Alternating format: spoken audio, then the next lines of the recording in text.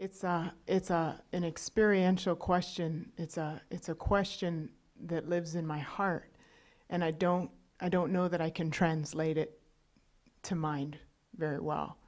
It's that feeling of wide open. You know, yesterday, your words and the music, there's this sense of wide open. And it was like, why hallelujah? Like, why glory? Why? Why is that the nature of consciousness? You know, why love and joy? If consciousness is all, why is the felt, is it because it comes through the heart or the body? Like, it makes, as opposed to all the possibilities that it could be destruction and darkness, like, why does the truth feel like hallelujah?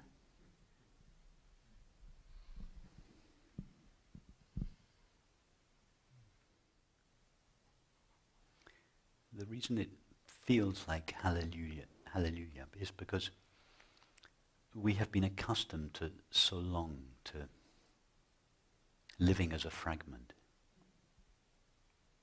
Remember Wordsworth, shades of the prison house begin to close upon the growing boy. So we have allowed this complete openness that you describe to be limited, to be restricted, to be defined. And with every limitation and restriction there comes a loss. As Wordsworth said, heaven lies about us in our infancy. This heaven that lies about us, this complete openness, this joy.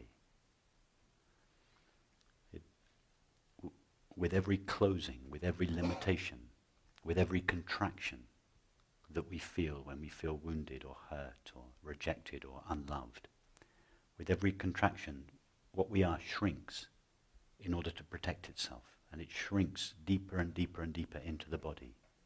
And with every shrinking of itself, its innate joy, its innate sense of ease and peace and fulfillment is shut off. So the self that we end up feeling ourselves to be feels vulnerable, afraid, unlovable, unable to open in love, needing to protect itself or needing to aggrandize itself in relationship. So when there is this opening that you described, that you felt, it is the loss of this burden of limitation, of separation, of sorrow. So the first expression is hallelujah, because we've been returned to our original condition of peace and fulfillment and intimacy. We don't go around singing hallelujah all the time. We become accustomed to this openness. This openness is gradually established. It becomes the new norm. And to begin with, there of course is a kind of back and forth. But more and more, the openness becomes the norm, just as previously the tension and contraction and resistance was the norm.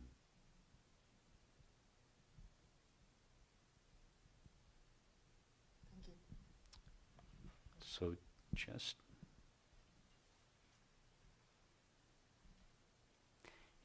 you've had the taste of this openness. You know it. It's yours. It's you. That recognition doesn't erase all the old habits of contracting, of shutting yourself off, of being closed to intimacy or relationship, of defending yourself. This recognition doesn't erase all those old patterns, because those old patterns are laid down deeply in the body. So keep going back to this openness and resting there. And do whatever you need to do, whatever it is for you that takes you back to this openness. And when you're there, say hallelujah, thank you, and rest there. All you need to do is rest there. And then take the sorrow, the feeling of being unlovable, the feeling of defensiveness, take that and just offer it to this openness. Don't work on it. Don't try to improve yourself. You don't need improving.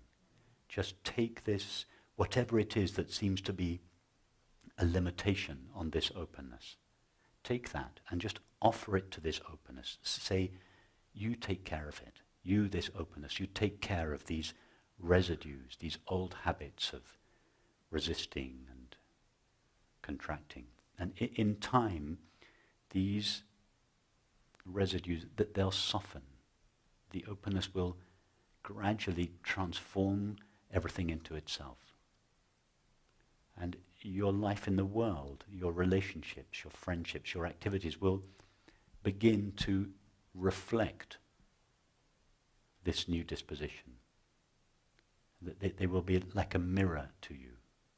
The openness that you feel inside yourself will begin to express itself in a new quality of friendship, a new way of being in the world.